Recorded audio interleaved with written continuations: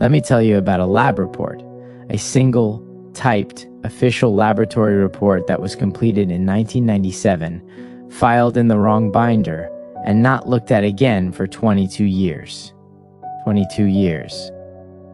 In that time, a man named James Whitfield lost his 20s, his 30s, his early 40s, his freedom, his career, his relationship, and approximately 9,000 Sundays that he spent inside a correctional facility in central Pennsylvania instead of living his life. All because somebody put a piece of paper in the wrong binder. I want to be very clear about something before we go any further.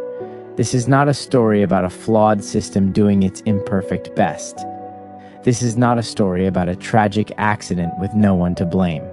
This is a story about a 22-year-old man who was convicted of a crime he did not commit, who told the truth from the first day to the last, who called his mother every Sunday for 25 years from a prison phone, and who walked out of a Pennsylvania courthouse in 2022 with a formal exoneration and a single-paragraph letter informing him that he was no longer a person of interest. A paragraph, 25 years. One paragraph. But let's start at the beginning, because James Whitfield deserves to be known as a person before he is known as a case number. James was 22 years old in 1997. He was a track athlete at Harrisburg Community College. Lean, fast, disciplined, the first person in his family to pursue higher education. His mother described him as the kind of son who called home every Sunday without fail. His coach described him as one of the most focused athletes he had worked with in 20 years. He was 3 weeks from finishing his second year when the arrest came. He did not do it. He said he did not do it from the moment he was arrested. He said it at every stage of the investigation. He said it at trial, clearly, specifically, and without changing his account.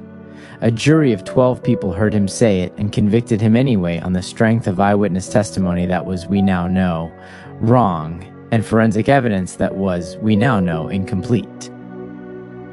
Specifically, and this is where I need you to pay attention, incomplete because a laboratory report that contained results inconsistent with James's guilt had been filed in the wrong binder during evidence organization and was therefore never seen by the defense.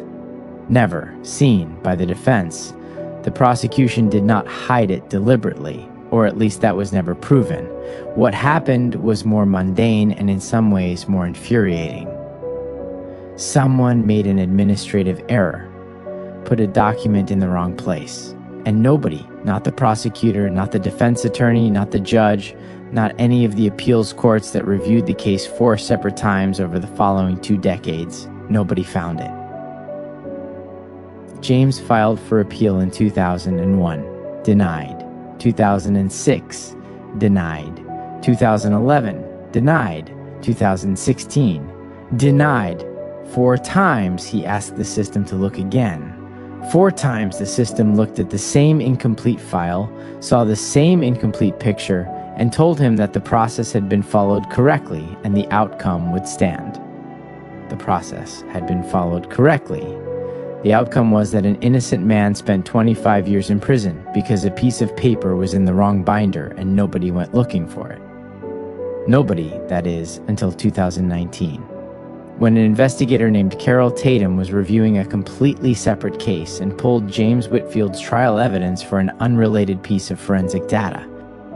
She found the lab report not because she was looking for it, not because anyone had flagged it, not because the system had finally decided to do its job.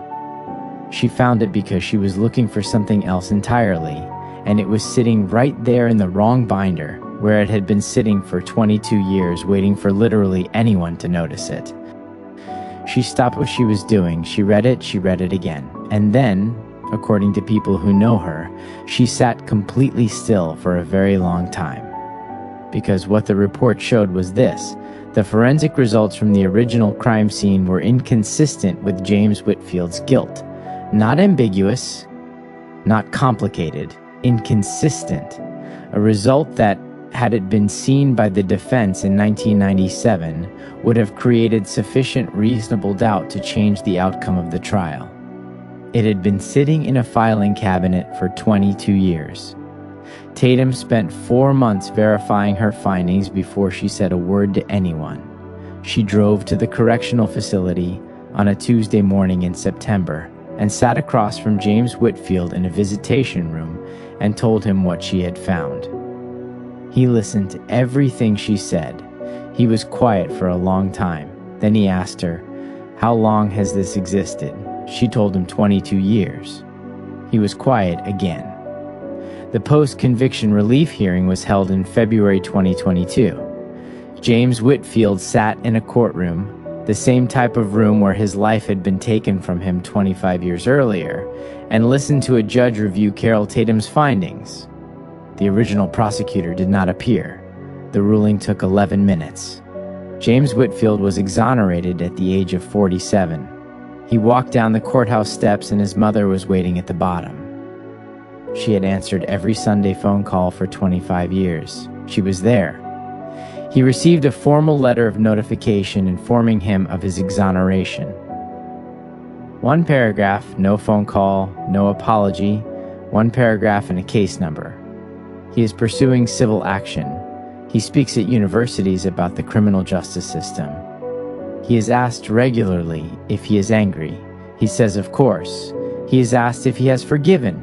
He says that is not the right question. The right question, the one he says nobody has satisfactorily answered yet, is this: what are you going to do about the system that made this possible?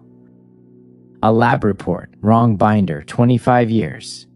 James Whitfield called his mother every Sunday. She answered every time. That, in the middle of everything this story is about, might be the most important detail of all.